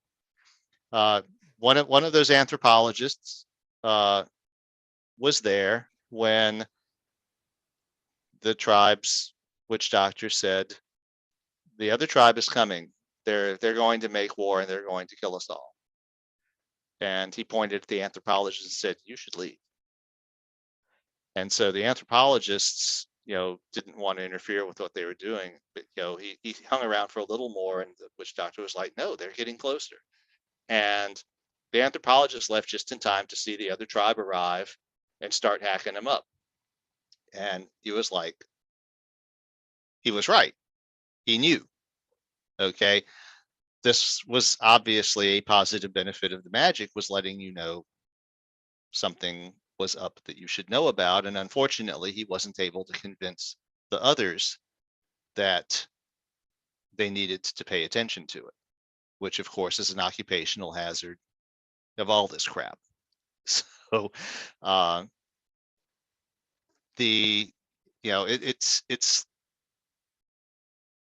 it's tempting to oversimplify it because, and again, the temptation to oversimplify it goes back to mistaking it for tech, because tech is simple. Mm-hmm. Two particles will always attract each other with the same force at the same distance, no matter what else is going on. That's repeatable, mathematical, and certain. In the Wooverse, it's like dealing with people. There's an entire ecosystem, an entire city. There are different people with different motivations. You don't know who it is picked up the phone when you sent out the call and said, I would like to engage with your whatever you can maybe do for me, or I can do for you, or however this works. So there's an evaluation of motivations in both directions. And sometimes it works out to a mutual benefit. Sometimes it works out to an exploitation. And usually when that happens, it's because the human was stupid and ends up being the one who got exploited. Because particularly in the modern era, we're very likely to be unaware of the rules of how the Woo universe works. Our ancestors who felt that, they knew was magic. It's like even the people who were denied, it's like the super secret rituals of the Catholic Church were denied to the masses. They were denied to the priesthood. In fact, they were only allowed to the very high people in the Vatican, and the people on that level maybe elsewhere. But it's like just an ordinary priest would not have known about the church's astrological predictions, about the rituals involving the Kabbalah that could be done. That was reserved for the upper classes. But the common people had their own stuff. And a lot of the witchcraft craze was getting rid of that. Because probably, well, in addition, there was a lot of fear of sexuality everything involved. But part of it was also that these powers were supposed to be reserved for the elite. And if common people are interacting with these phenomena, this is not to be allowed, because this is like common people building their own nuclear weapons in their garage in our society, which just wouldn't be tolerated. Uh, so, and of course, through most of human history, it's simply been taken for granted that anyone who feels like putting some effort into it can work magic. Of course, the gods are there to be talked to. There's more than one god. There's plenty of gods. In fact, any god that you can think of probably exists, and you can talk to them and make, it's like that's the essence of syncretic religion, which was brought to the highest art by the Egyptians. So the Egyptians would conquer you, and they wouldn't tell you your gods are bullshit, you have to worship our gods. They would say, you have some pretty cool gods, they'll go nice in our pantheon. Yeah, it's showing up and stealing their cars and putting it. I like your hoodie. It's going in my wardrobe. Yeah, it's like it'll look great on Pharaoh. Yeah, Yeah. then everyone will give you a thumbs up. So the attitude toward it, a lot of knowledge about that sort of thing was lost about the same time that we acquired the understanding of tech. And we're used to thinking of tech as being far more powerful, but there are also things that tech cannot, by its nature, explore. If any of the woo shit is real, then science is powerless to explore it because it can't be repeated and it can't be measured. The universe is literally tricking you. Okay. Science cannot deal with a universe that lies. And basically, if the universe is supposed to be a swarm of big dumb particles, but it's really a supercomputer running this elaborate simulation that has all these holes in it and programs running around in the basement, that some of which aren't supposed to be there, then it's representing itself to us as something that it's not. And science is powerless to explore that. So maybe all of science is actually the trickster. It's the whole illusion, and woo is reality. And it's led us along this whole like a Disney ride through a tunnel. We think it's reality, and then the reality is like, no, you're just in a tunnel. We had all these weird things that made this is a background, and here's a horizon, and then you get out of it and you go, no, we were just fucking with you. Yeah, well, it's It's Plato's allegory of the cave. Yeah, well, we've uncovered the story the universe wants to be telling us. I think that's the way that I look at it. And the deeper we look into that story, the more fine the details become, and the more sense that it makes. But there's been some really funny things that have happened in the development of technology. Like in the early days of interplanetary exploration, every time we sent a probe to a planet for the first time, it failed. Yeah. Or it said the first Mars flyby that didn't fail sent back a strip of video of a terrain so boring that a lot of the scientists were like, well, we've seen this before. It looks exactly like the moon. There's no point. What's the point spending all this money to go back? But we went back, and it's like this time the universe was like, oh crap, these guys are serious. Okay. And so then all of a sudden it turns out that was literally the most boring part of the surface of Mars, was the part that Mariner 1 photographed. Everything else is far more interesting. And all of our probes since then succeed, even if they have to land on a bubble gum wrapper or something. It's like all these improbable things that we had simple shit failing and failing and failing, and now it's like we land a rover with a fucking sky crane and all this shit. It's like, and it works. I'm like, yeah, well, obviously, yeah. Now that we drew the pictures, you're going to look at our pretty pictures that we drew for you. We went to a lot of effort to make sure there was a planet here for you to look at. It's like scrolling through. It's like scrolling through YouTube and seeing all the thumbnails and then clicking on one and it only shows you the trailer. And then you go through the process of renting it and you put in your debit card. And then it's like, all right, you know what? Fine. You know what? Here's a 2-hour Marvel movie. You're watching it, motherfucker. 4K, 60 FPS, whole cast. You're watching it. It's here. It's on your phone. We're watching it. We did it, right? And that's yeah. And a more recent example is Leica, the gravity wave detectors. Yeah. Okay, so the paint was barely dry when they got a signal that is exactly what they expected, 2 black holes colliding.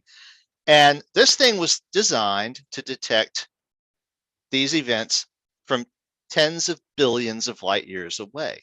The designers even said, you know, if two black holes collided within our own galaxy, we probably wouldn't be able to detect it because it would swamp the dynamic range of the instrument. Mhm. It was designed for these much fainter signals. So that's good enough. I mean, that like validated like a whole shelf of theoretical things that had been nothing but conjecture before these signals were detected. I mean, it's like we build a machine that can detect changes in the length of a 3-mile long tunnel equivalent to 1,000th of the diameter of a proton. Yeah. And do this reliably. And these mirrors and assemblies have to be cooled to like within a few millikelvin, you know, a few Of thousandths of a absolute zero. degree of Yeah. absolute zero and all this heroic shit. But then it's been barely running a year and they get a different signal that they didn't really expect. And they kind of thought, well, this might be something that happens once in a while. But it's not the same frequency range that they've predicted for black holes. It's something that they thought might happen if 2 neutron stars collide. Well, there's a difference though, because if 2 neutron stars collide, they're not black holes. You can see it. So they realized this is something we might be able to point an optical telescope at. Now, at the time, there were 2 operating detectors. There was one in the United States and there was one in France that were on at the time that the signal came in. And by matching the arrival times, they were able to limit where the signal came from to a ring in the sky. Okay. If there had been a third detector, they could have spotted it, but all they could do is limit it to a ring. And so this started a race among the optical telescopes to try to figure. Some of the people just started doing a blanket survey, photographing everything, comparing it against the records. Some targeted things that they knew were likely candidates, candidate galaxies for something like this to maybe be more likely to happen. And within a day or so, they found an explosion unlike anything they had recorded before. They aimed spectrographs at it, and it turned out to be full of heavy elements like gold and uranium and well, not so much plutonium because it decays too quickly, but just like all of the shit, platinum, and this had been a mystery because we know that most of the heavy elements up to iron in the universe come from supernova. And that explains where the Earth's core comes from and where most of the elements that make up the human body come from and all. But none of our theories of supernova could explain the incidence of heavier elements like gold and platinum. Well, they got this collision detection and realized that it basically sprayed these heavy elements all over the damn place. So within a few days, they plugged in the numbers and realized that this one observation actually sufficiently explained where all of the heavy elements in the universe came from. That was all they needed to close the gap. They didn't need to try and patch this into supernovae anymore. They figured, no, enough neutron stars will have these collisions. Not as many as black holes, because there's more black holes, but this will happen often enough, according to our statistical guess, that it explains how these elements happen to be here on Earth.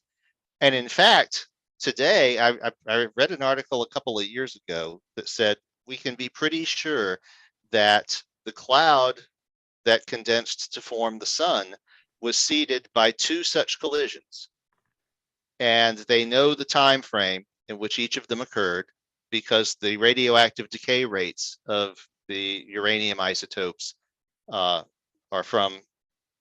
both in those bands, and that explains where all of the heavy elements in the solar system came from. And to me, that is just like, all right, now the universe is just showing off. You went and built this thing, all right.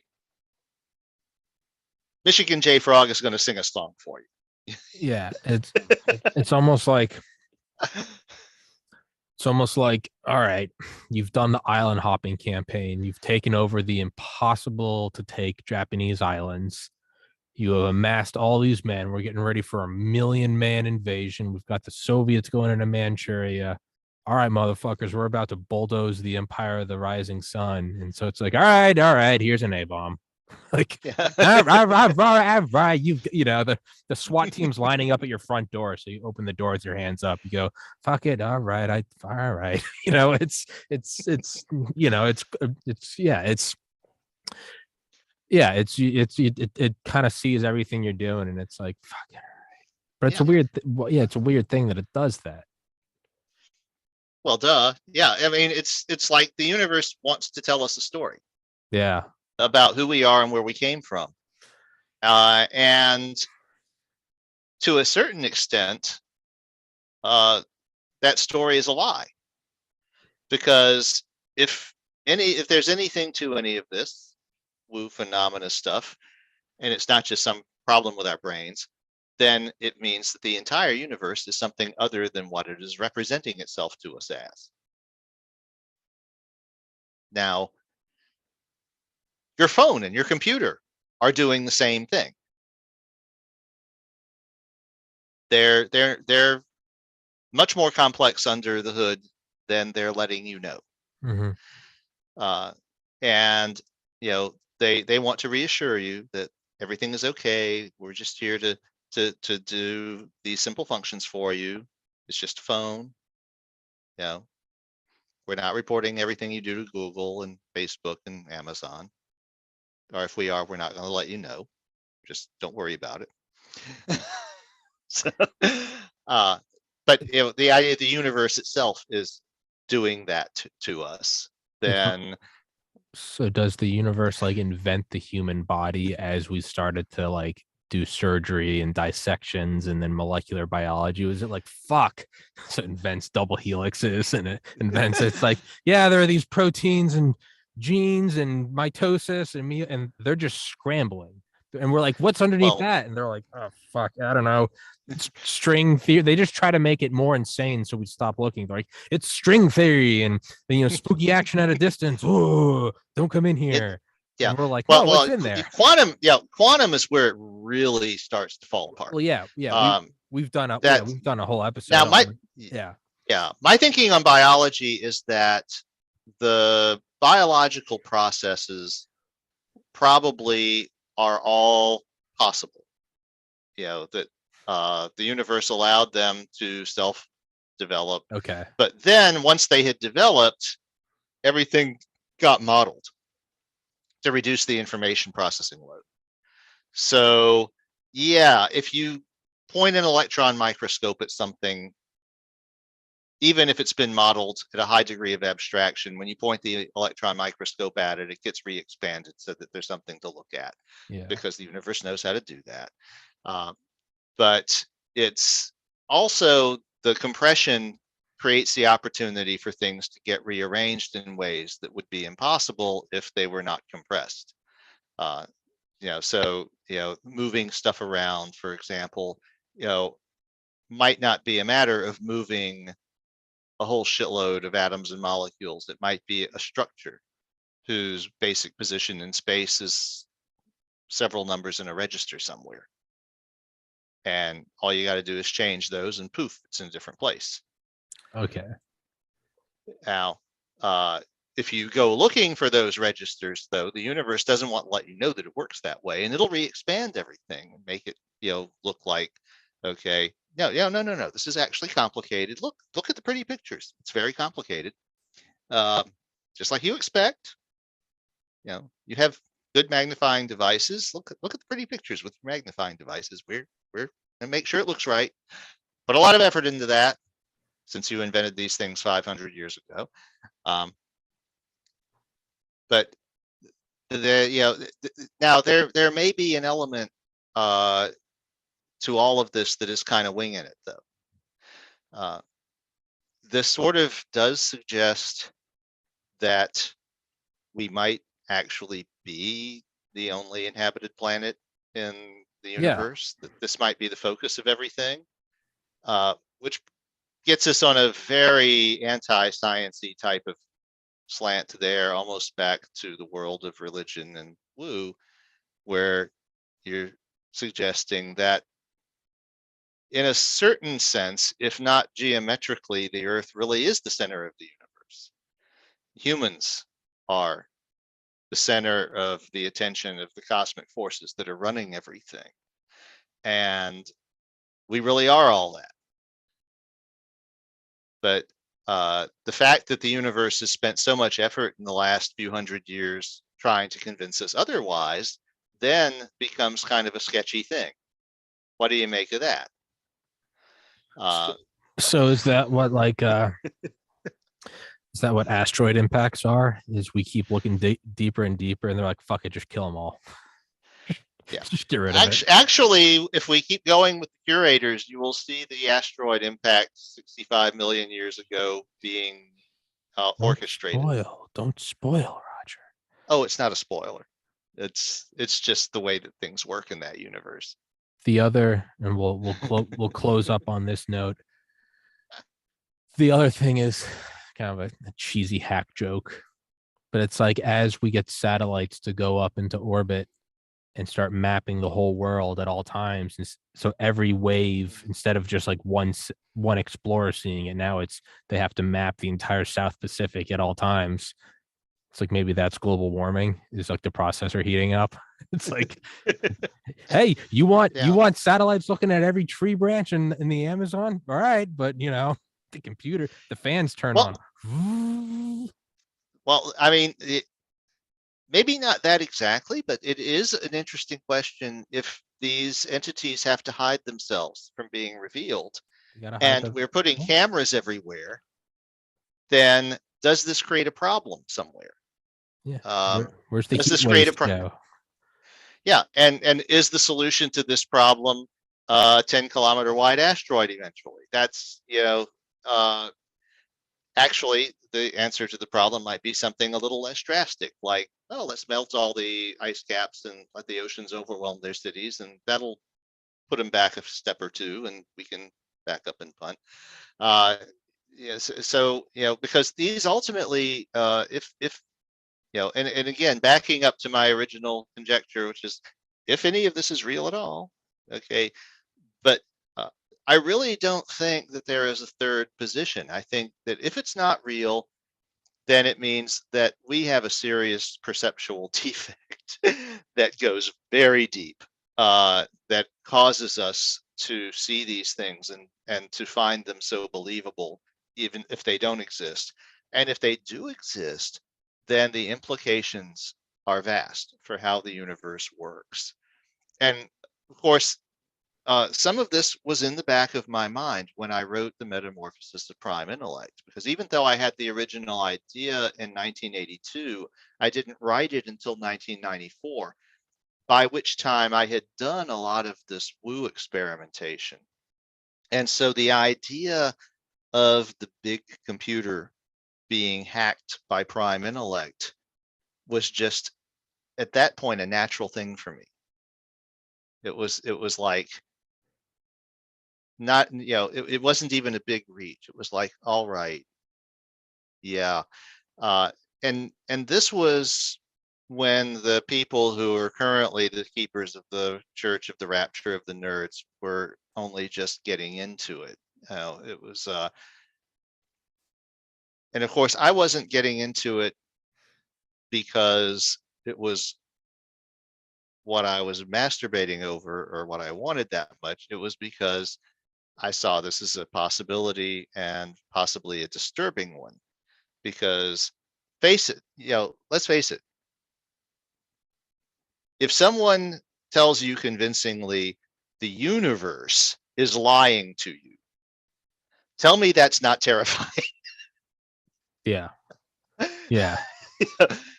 So I was looking this in the eye and go, and it's like, okay, don't blink.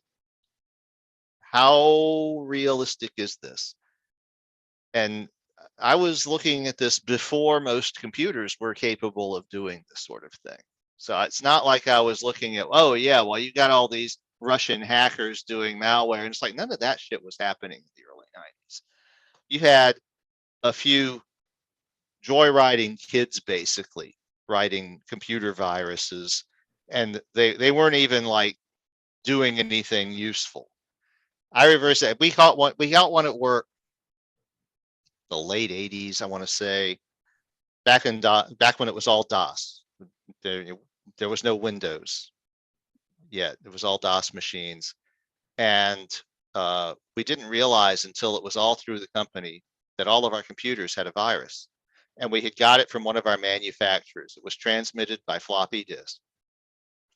It was like a sexually transmitted disease. You put it in, and that machine gets it. You put another disk in it, the disk gets it. You put that disk in another machine. It's like, all right. So one day we realized something strange was going on because we had a few programs that stopped working. And I looked at them and I realized that all the headers had been changed. And this time, this was the sort of thing that I did. And I realized that these programs had been infected by a virus that had replaced their initial sectors and had taken the part that they had overwritten and moved it to the end of the program so that they could run their code and then copy the real start of the program back and then run it, so you wouldn't notice the program was fucked up, except there were some programs that weren't compatible with what it was doing, and it messed them up, and so they wouldn't run. And we didn't realize what was going on because the payload of this virus, this is real sinister. At 5 p.m., it would play the song Yankee Doodle through the PC speakers. It was the Yankee Doodle virus. And we never noticed it because our company closed at 4:30.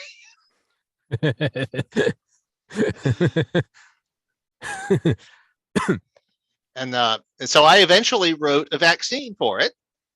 I wrote a program of my own, which was not viral, but which could be deliberately put on a machine that would tell the virus if it tried to infect that machine that it was already there. Don't bother. Stay, already here.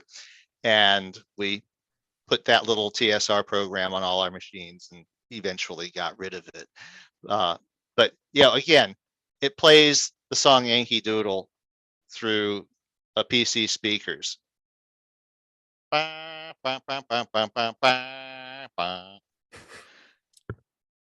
mean, there was another one going around which we didn't get, which would just randomly cause all of the letters on your text display to fall down like snow onto the bottom of the screen.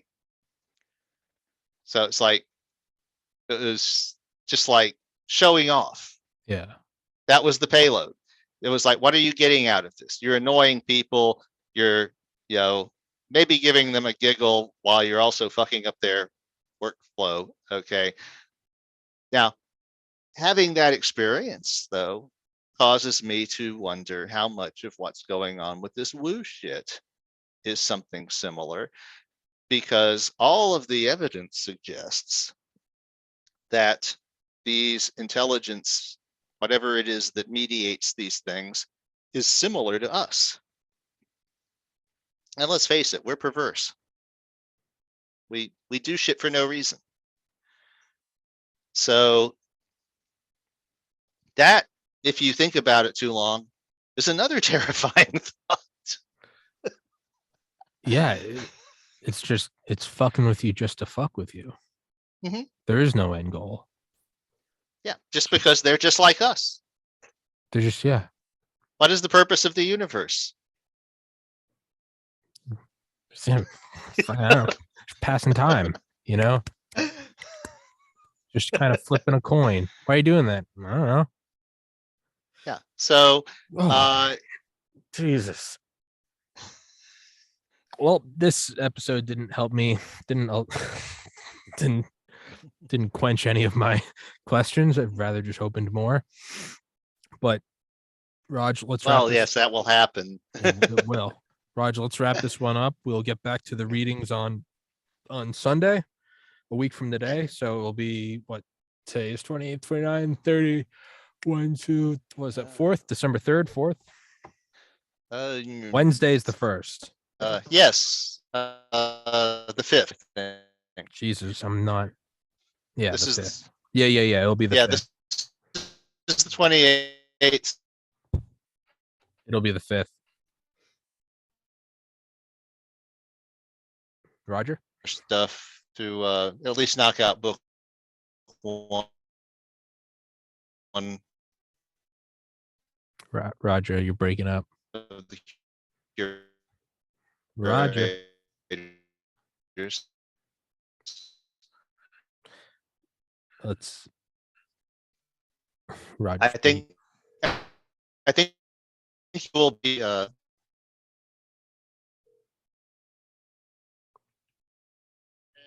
Roger, you're broken up. You've completely frozen.